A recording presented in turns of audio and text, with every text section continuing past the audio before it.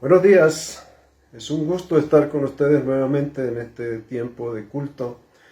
Una cordial bienvenida a todos ustedes, a los padres, a los estudiantes, desde el más pequeño hasta el más grande, a los profesores, a los exalumnos que se conectan con nosotros y a toda persona que nos está viendo a esta hora en este culto especial.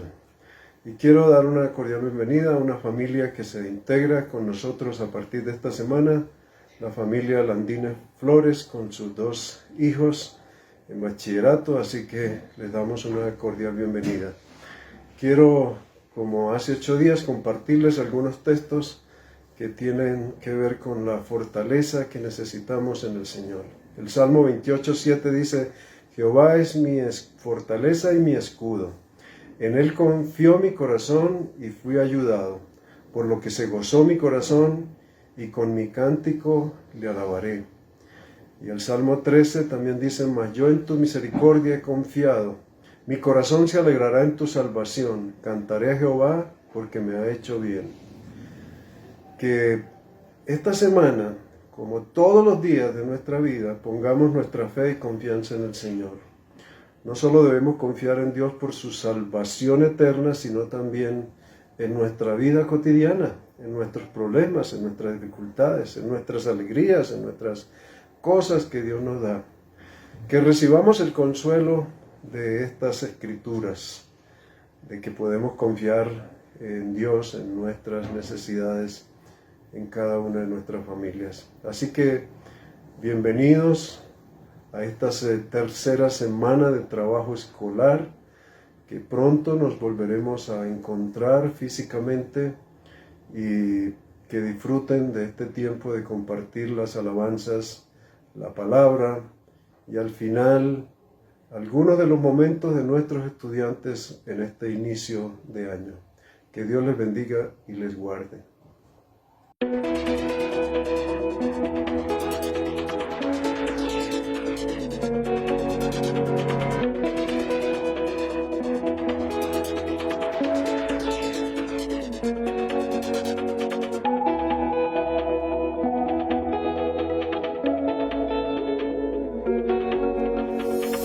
Jesucristo, el camino, la verdad y vida. Me has llamado, me has amado, me has transformado. Al fin encontré lo que me llenó. Tu amor fue el que me alcanzó. Y hoy puedo cantar y vivir. Eres suficiente para mí.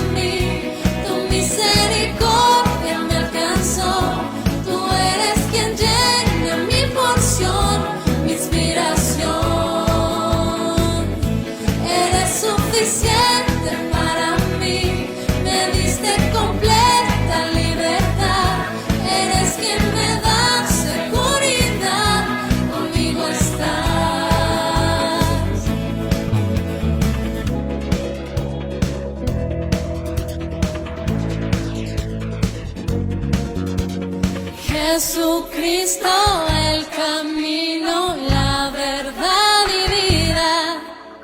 Me has llamado, me has amado, me has transformado. Al fin encontré lo que me llenó. Tu amor fue el que me alcanzó. Y hoy puedo cantar y vivir. Eres suficiente para mí, tu misericordia me alcanzó. Tú eres quien llena mi porción, mi inspiración. Eres suficiente para mí, me diste completa libertad. Eres quien me da seguridad, conmigo estás.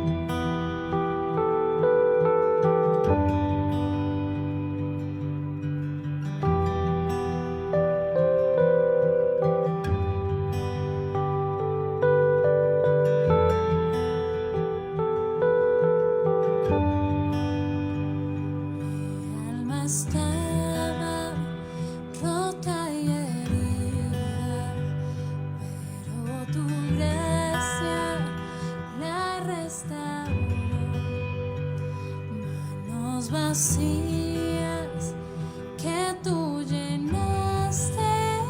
Soy libre en ti, soy libre en ti. Oh, sublime gracia del Señor, tan pecador salvo.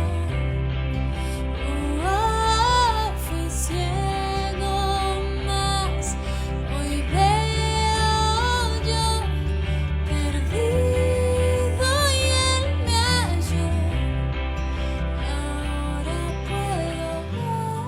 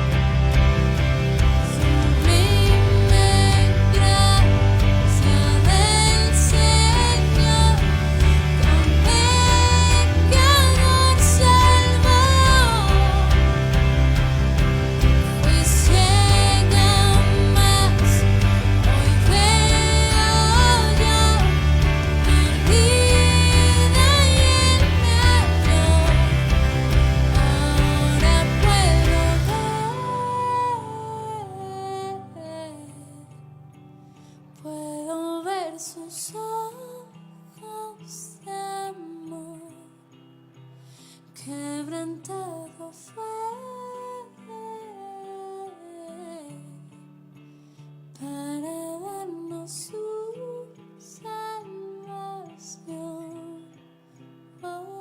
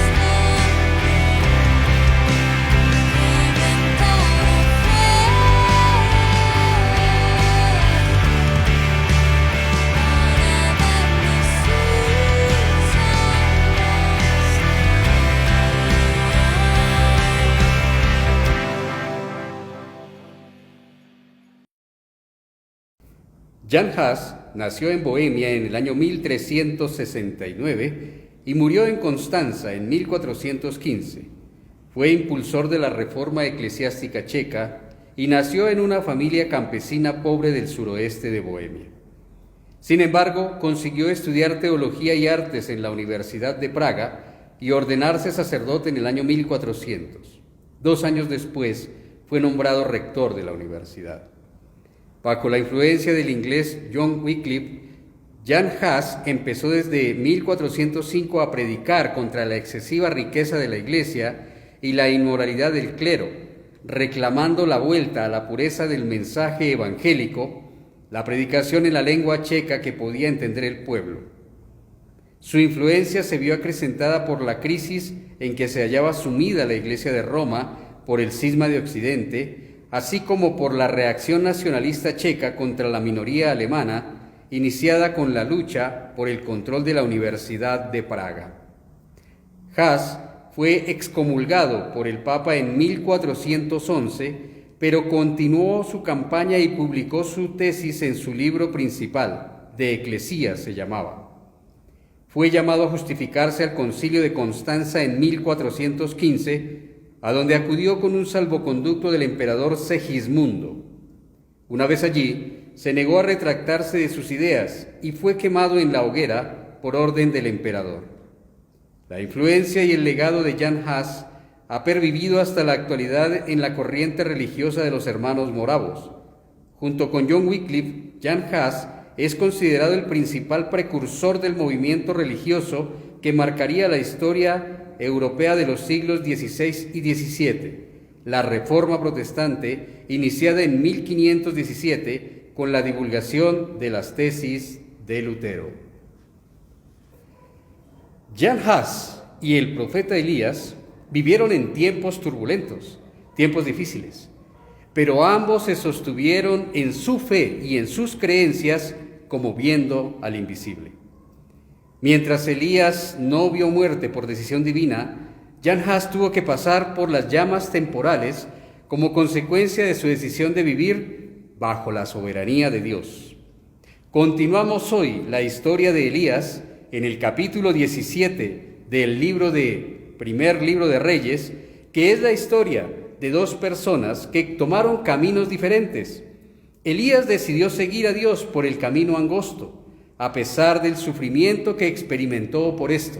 El rey Acab, por su parte, decidió seguir el camino ancho, alejándose cada vez más de Dios, rechazando su palabra, hasta que al fin este camino lo llevó al juicio de Dios y a la muerte. Sean todos bienvenidos a este tiempo de culto del Liceo del Encuentro. Nos alegra en este comienzo de semana estar juntos nuevamente. Continuamos con nuestro lema del año: viviendo bajo la soberanía de Dios en tiempos difíciles. Hoy continuamos con la historia del profeta Elías, quien vivió tiempos difíciles, pero vivió bajo la soberanía del Señor. La Biblia habla de dos posibles caminos. No hay un tercer camino en la Escritura. Hay solo dos opciones: el camino del bien y el camino del mal. En el Antiguo Testamento y en el Nuevo Testamento hay descripciones de esos dos caminos. Tomemos, por ejemplo, en primer lugar, el camino del mal. En Proverbios 16:25, este camino es descrito como camino de muerte. Hay camino que parece derecho al hombre, dice quien escribió el proverbio, pero su fin es camino de muerte. El camino donde el hombre toma la decisión de construir y pensar sin tomar en cuenta a Dios y solo bajo sus creencias, su ética, su moral, su conocimiento, es camino de muerte. Le parece camino de vida, le parece derecho, pero dice el escritor, es al fin camino de muerte. El Señor Jesús en el Nuevo Testamento, específicamente en Mateo, habla de los dos caminos. En Mateo 7:13, el Señor Jesucristo dice: ancha es la puerta, espacioso el camino que lleva a la perdición, y muchos son los que entran por esa puerta y van por ese camino. En cambio, y en contraposición, el camino del bien es descrito también en Proverbios de la siguiente manera. Proverbios 10:29 dice: es un camino de protección y fortaleza. Dice que el camino de Jehová es fortaleza al perfecto, pero es destrucción a aquellos que hacen maldad. El camino de Jehová es fortaleza, protección, sustento, cuidado para aquel que quiere hacer el bien, aquel que quiere obedecer al Señor en ese camino. También dice Jesucristo en Mateo, nuevamente en Mateo 7, ahora en el versículo 14, que estrecha es la puerta y que angosto es el camino que lleva a la vida eterna, y dice también, muy poquitos son los que hallan esa puerta y hallan ese camino.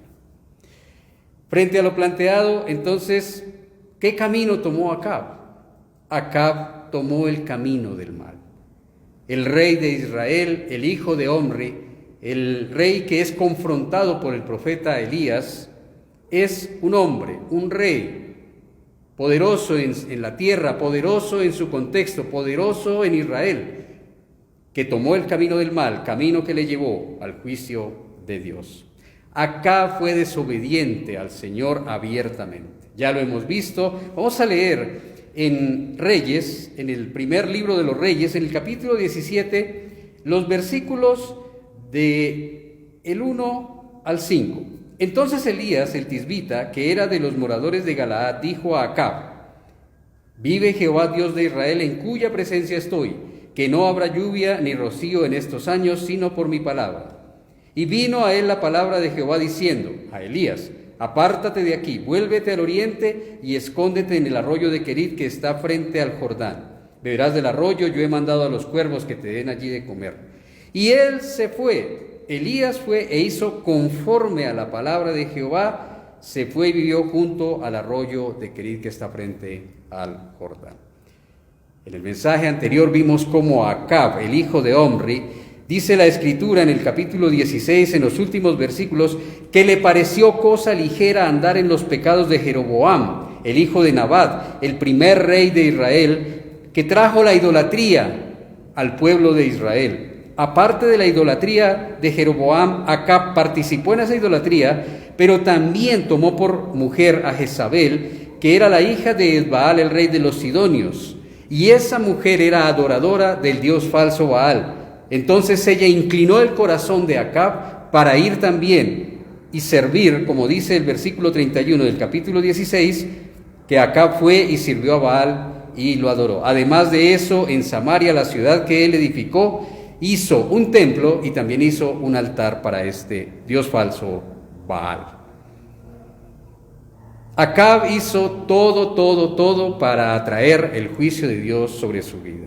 Se casó con una mujer que no era israelita, una mujer que no tenía sus convicciones, una mujer que no creía en el Dios de Israel, en el Dios del universo, en el Dios todopoderoso, sino que al contrario practicaba la idolatría con este dios Baal, el dios de los Sidonios. Como ya lo hemos leído, aparte, no solamente se casa con esta mujer, sino que hace un templo en Samaria, en el territorio de la promesa, en el territorio que era la herencia de los israelitas, construye un templo, dentro del templo un altar y se hace adorador de este dios falso Baal. Acab, de todas las maneras, buscó la forma de atraer el juicio de Dios sobre su vida. Desafió de todas las maneras posibles al Dios de Israel. Rechazó la palabra del Señor, que claramente había dicho que estas cosas no se debían hacer, que Jehová era el único Dios y que no debían tomar mujeres de esos otros pueblos, porque inevitablemente esas mujeres arrastrarían el corazón de los hombres hacia esos dioses que eran falsos, que eran idolatría. Acab rechazó completamente la palabra de Dios, desechó totalmente a Dios y creyó que todo lo que él había recibido era suyo. Nunca él pensó que eso se lo había dado Dios. Él no se dio cuenta que el pueblo de Israel no era suyo. El pueblo era de Dios, su trabajo era cuidarlo, era guiarlo bajo la soberanía y la presencia de Dios.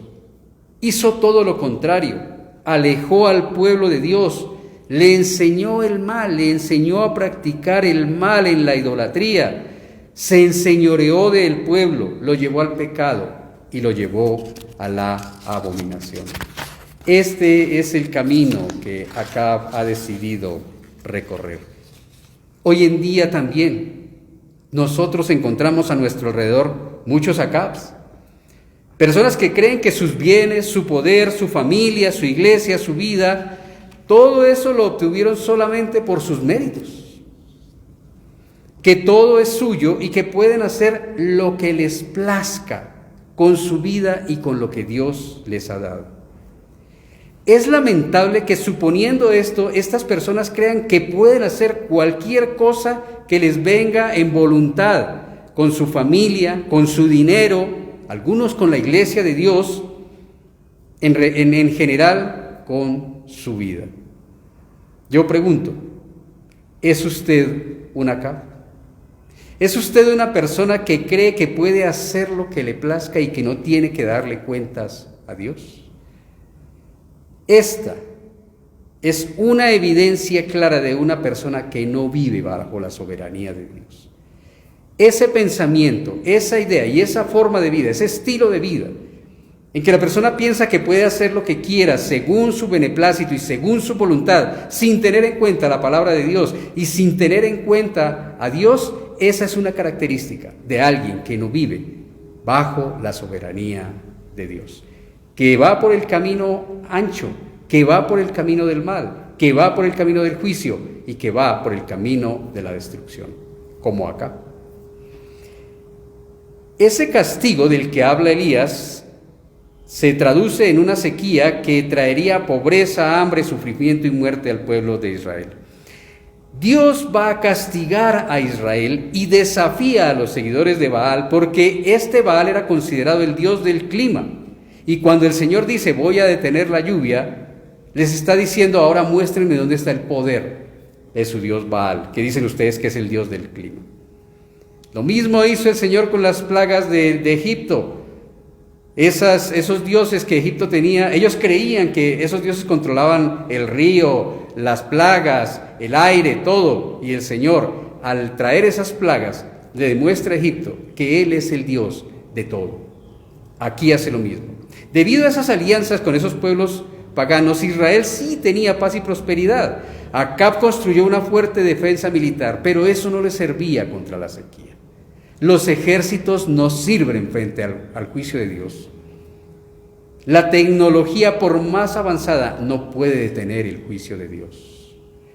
La ciencia, el conocimiento, por más avanzado que sea, nunca podrá detener el juicio de Dios. Nada de lo que el hombre construya en su grandeza, sus grandes construcciones, sus grandes imperios, sus grandes obras de infraestructura, nunca podrán detener el juicio y el poder del Señor. Dios trae entonces sobre Acab e Israel las maldiciones del pacto. En Deuteronomio 28 está escrito eso, y solo voy a leer unos versículos. El Señor comienza diciendo en Deuteronomio 28, versículo 15, acontecerá que si no oyeres la voz de Jehová tu Dios para procurar cumplir todos sus mandamientos y estatutos, yo te intimo hoy, decía Moisés, que vendrán sobre ti todas estas maldiciones y te alcanzarán. Y unas de esas maldiciones están en los versículos 23 y 24. Los cielos que están sobre tu cabeza serán de bronce, la tierra que está debajo de ti será de hierro. Dará Jehová por lluvia a tu tierra polvo y ceniza, y de los cielos descenderán sobre ti hasta que perezcas. El Señor se lo había dicho a Israel. Acab tenía la responsabilidad de conocer la palabra del Señor y caminar de acuerdo a los mandamientos del Señor. Pero él no lo hizo. Por eso el Señor cumplió su palabra. Acab llevó a Israel a la sequía espiritual, a la muerte espiritual primero y luego a la sequía climática. La sequía no es primeramente climática. La sequía, el hambre, el juicio, la destrucción, la plaga viene cuando el pueblo de Dios ha caído en sequía espiritual, cuando ha caído en muerte espiritual. La sequía climática, los fenómenos de cambio climático, las plagas que vienen por la naturaleza y que azotan al hombre como juicio de Dios, vienen primero por la sequía espiritual en el corazón del pueblo del Señor. ¿Por qué Acab decide seguir el camino del mal a sabiendas que al final era juicio, miseria y muerte? No hay una razón, no dice la Biblia por qué, pero la misma pregunta podemos hacernos nosotros. ¿Por qué nosotros en algunas ocasiones seguimos el camino del mal si sabemos que lo único que hay al final de ese camino es juicio y muerte y pobreza y miseria? Son preguntas que debemos hacernos, son preguntas capitales, son preguntas esenciales, son preguntas que tenemos que revisar periódicamente en nuestras vidas. Elías, el profeta que ha venido a confrontar a Acab, camina por una senda diferente, camina por ese camino angosto que describió el Señor Jesucristo en Mateo 7. Ese camino que caminó Elías lo llevó a servir, a obedecer a Dios y a vivir bajo su soberanía. El nombre Elías significa Jehová es mi Dios. Elías en el original hebreo significa Jehová es mi Dios. Él mismo se describe de la siguiente manera cuando se le aparece a Acab: vive Jehová, Dios de Israel, en cuya presencia estoy, en cuya presencia estoy. Elías vivía en la presencia de Dios y bajo la soberanía de Dios. Todos los demás sentían que Jehová o se había ido o estaba muerto, pero para Elías el Señor estaba vivo, como muchos hoy que piensan que porque ellos decidieron que Dios no existe o que Dios ha muerto, Dios desapareció. Nada que ver. Es imposible. Aunque muchos piensen y digan que Dios no existe y que está muerto, para la iglesia, para nosotros, vive Jehová, vive Jehová. El Señor era la realidad suprema en la vida de Elías. El Señor era la soberanía suprema en la vida de Elías. Elías vivía cada día con esa conciencia de la presencia de Dios en su vida a cada instante.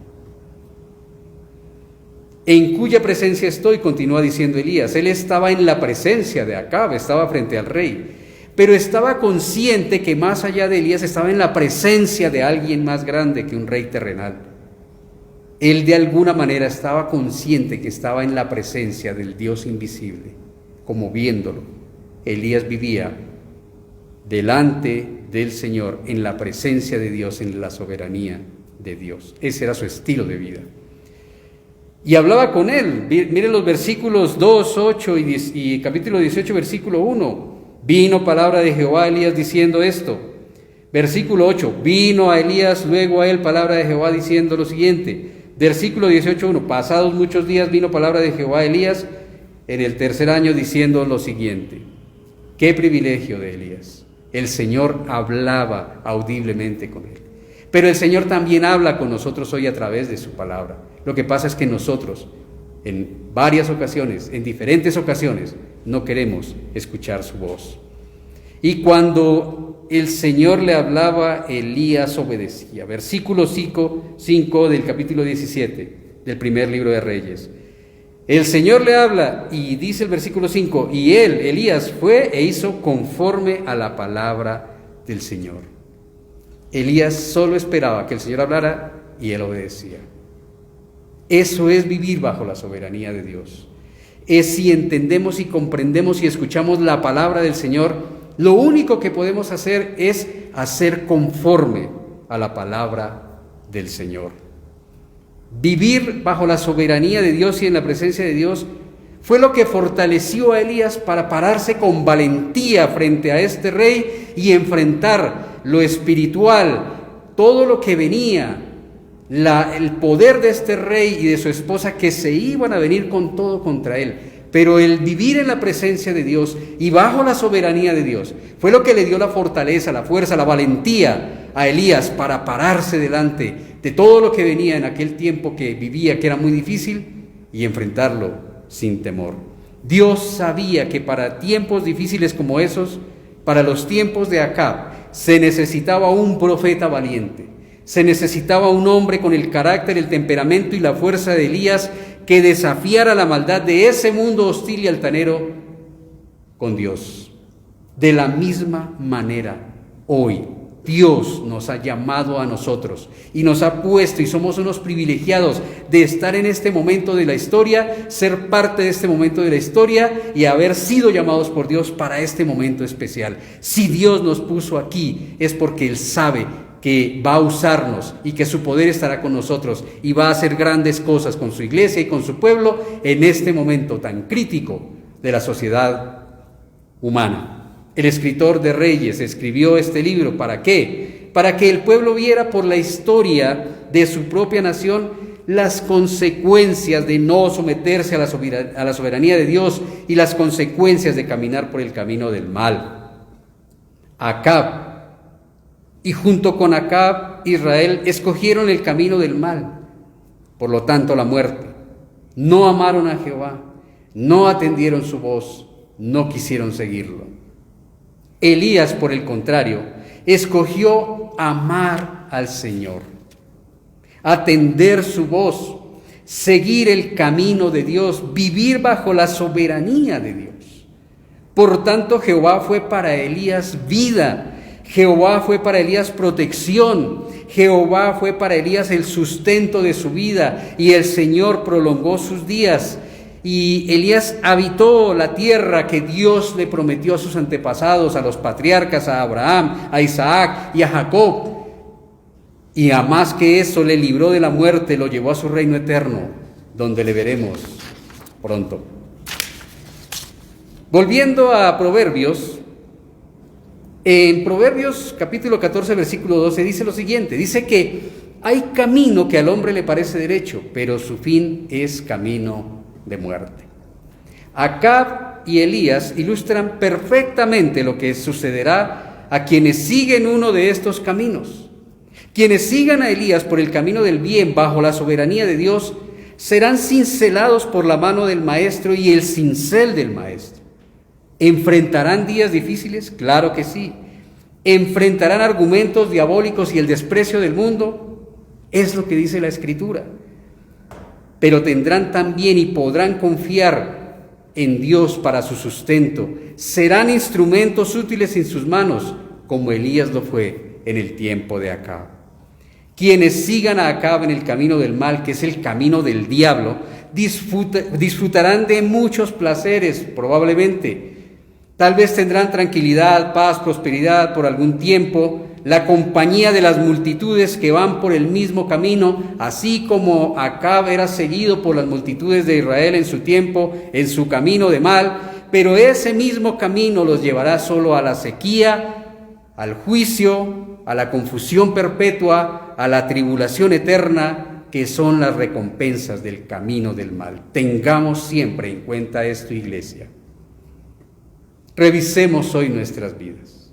Nuevamente llamo a toda la familia, a los padres, a los familiares cercanos, a los acudientes, a los que están cerca, a los amigos, a los alumnos, a los profesores, a los exalumnos, a cualquiera que de alguna manera ve estos mensajes que desde el culto del liceo nosotros proclamamos. Yo les pido hoy, revisemos nuestras vidas y tomemos decisión por el camino y el ejemplo de Elías.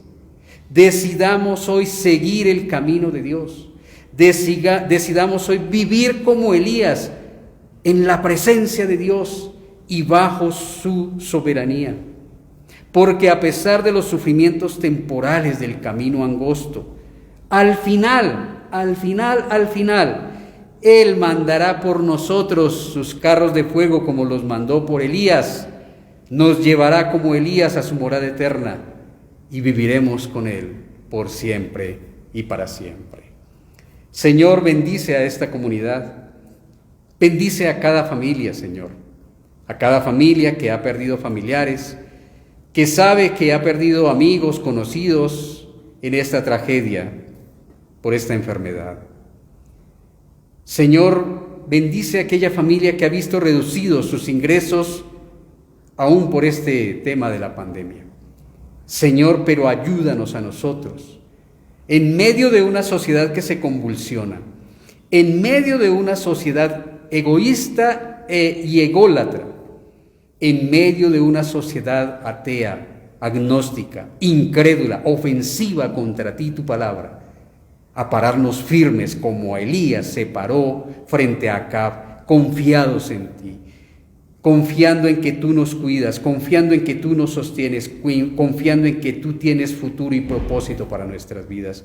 Tú tienes proyecto y propósito para nuestras vidas.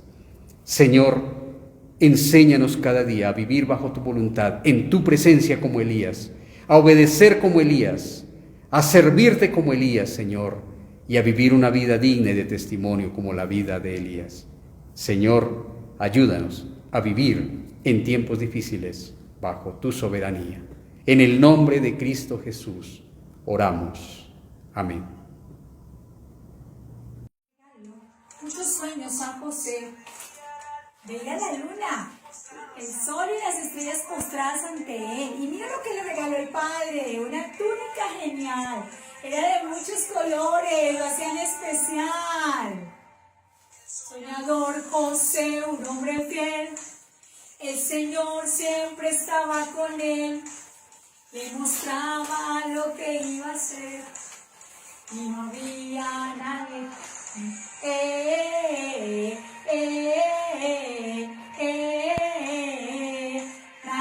Nada temer, él no le temía nada. Siempre el Señor estuvo con José por más cosas que pasó, porque lo que le dio de talento fue los sueños. Hijo de Jacob, y sus sueños le contó a su padre y hermanos, pero no les gustó. Lo colocó en un lugar de autoridad. A miles de personas José pudo ayudar. Soñador José, un hombre fiel, el Señor siempre estaba con él. Sí, a bailar.